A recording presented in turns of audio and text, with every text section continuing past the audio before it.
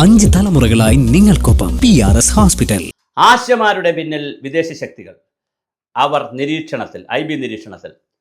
ഇത് വളരെ ഗൗരവമായ ഒരു വിഷയമാണ്. അവരുടെ 100-ാം ദിവസം സമരമായതിന് തലേ ദിവസവും തൊട്ടടുത്ത ദിവസം, ആ ദിവസങ്ങൾ ഞാൻ കറക്റ്റായിട്ട് ഓർക്കുന്നത്, തലേ ദിവസവും പിറ്റേ ദിവസമാണ്, ഗോവിന്ദ മാഷിൻ്റെ ഒരു പ്രസ്താവന വന്നായിരുന്നു. മത തീവ്രവാദികളുടെയും ഭീകരവാദികളുടെയും വിദേശ ശക്തികളുടെയും NGOകൾക്ക് പൈസ കൊടുക്കുന്ന വിദേശത്തു നിന്നുള്ള പണം പശ്ചിമ ബംഗാൾ വഴിയൊക്കെ ഇവിടെ വന്നിട്ട് അവരാണ് ആശാ വർക്കേഴ്സിന് പണം കൊടുക്കുന്നത് എന്ന് ഒരു വാദം പറഞ്ഞത്. അതുകൊണ്ടാണ് ഈ സമരം ഇത്രയും നീണ്ടുപോകുന്നത്. ഇത് ഒരു ആവശ്യത്തിനുള്ള സമരമല്ല, അവരുടെ ഡിമാൻഡെല്ലാം മാറി പണം നന്നായിട്ടുണ്ടാക്കുന്നു, ചില രാഷ്ട്രീയ പാർട്ടികളും ചില വ്യക്തികളും നന്നായി പണം ഉണ്ടാക്കുന്നു എന്ന് പറയുന്നു. ഇപ്പോൾ ഇന്നും ചില കോണുകളിൽ സോഷ്യൽ മീഡിയകളിലൊക്കെ അത്തരം ഒരു വാദം ഉയർന്നു വന്നിട്ടുണ്ട്.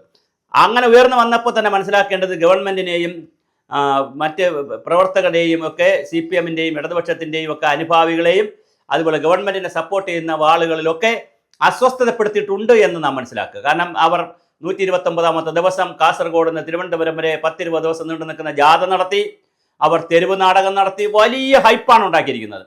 വീരാംഗനമാർ വീരചരിതം രചിച്ചിരിക്കുന്നത്. അങ്ങനെ രചിച്ച് വന്നപ്പോൾ സ്വാഭാവികമായിട്ടും അതിലൊരു അസ്വസ്ഥതയുണ്ട്. അപ്പോൾ ഇനിയിപ്പോൾ കണ്ടുപിടിക്കേണ്ടത് ഇതിൻ്റെ പിന്നിൽ വിദേശ പണമുണ്ടോ, 120 ദിവസം ഇവർക്ക് പണം എവിടെ നിന്നാണ്, ഇവർക്ക് തെരുവ് നാടകം നടത്താൻ പൈസ എവിടെ നിന്നാണ്, ഈ ജാഥയ്ക്കുള്ള സന്നാഹത്തിലുള്ള തുക എവിടെ നിന്നാണ്, ഇവരുടെ കയ്യിൽ ഇത്രയും പണമുണ്ടോ, അല്ലെങ്കിൽ കോൺഗ്രസ് അടക്കമുള്ള ഏതെങ്കിലും രാഷ്ട്രീയ പാർട്ടികൾക്ക് അവർക്ക് പിരിവ് കൊടുത്തോ, എന്താണ് ഇതിൻ്റെ പിന്നിലുള്ള സാമ്പത്തിക സ്രോതസ് എന്നുള്ള അന്വേഷണമാണ് പോകുന്നത്. എന്തായാലും ഒരു സമരമാകുമ്പോൾ സ്വാഭാവികമായിട്ട് അവർ 10-26,000 ആളുകളുണ്ട്, അവർക്കത് പിരിച്ചെടുക്കാൻ കഴിയും, അവർ അത് പിരിച്ചെടുത്തതായിരിക്കുമെന്നാണ് ഞാൻ വിശ്വസിക്കുന്നത്. അല്ലാതെ വിദേശത്തുള്ള ഏജൻസികളൊക്കെ വന്ന് തിരുവനന്തപുരം സെക്രട്ടേറിയറ്റ് നടയിൽ നടക്കുന്ന കുറച്ച് സ്ത്രീകൾ കിടക്കുന്ന സമരത്തിന് വിദേശ ഫണ്ട് ഇങ്ങനെ NGO വഴി ഒഴുകുമെന്നൊക്കെ പറയുന്നത് നമുക്കൊരിക്കലും വിശ്വസിക്കാൻ കഴിയുന്ന കാര്യമല്ല. പക്ഷേ എന്തായാലും പോലീസ് നിരീക്ഷണത്തിലേക്ക് പോകുന്നു.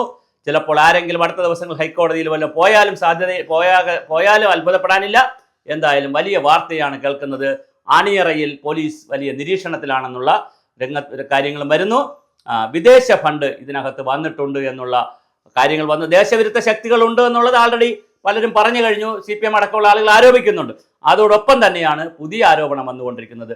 വിദേശത്തു നിന്നുള്ള പണം NGOകൾ വഴി ആശാസമരത്തിന് കിട്ടിക്കൊണ്ടിരിക്കുന്നു എന്നുള്ളത്.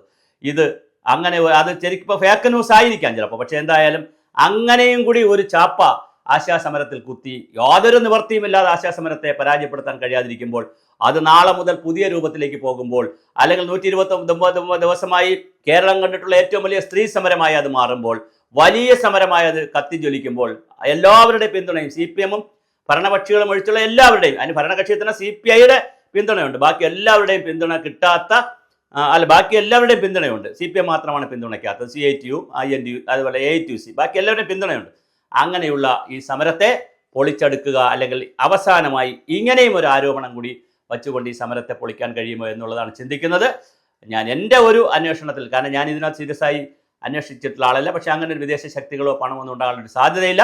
അവർ സമരം ചെയ്യുന്നു, അവർ ജനങ്ങളിൽ നിന്ന് പിരിവും മറ്റു കാര്യങ്ങളും എടുത്താണ് ഈ കാര്യങ്ങൾ ചെയ്യുന്നതെന്നാണ് ഞാൻ മനസ്സിലാക്കുന്നത്. പക്ഷേ എന്തായാലും പുതിയ രൂപത്തിൽ, പുതിയ ഭാവത്തിൽ എന്ത് വന്നിട്ടുണ്ട്, നമ്മുടെ വിദേശ ശക്തികൾ പിന്നിലുണ്ടോ എന്നുള്ള ഒരു അന്വേഷണം കൂടി വരുന്നുണ്ടെന്നാണ് അണിയറ സംസാരം.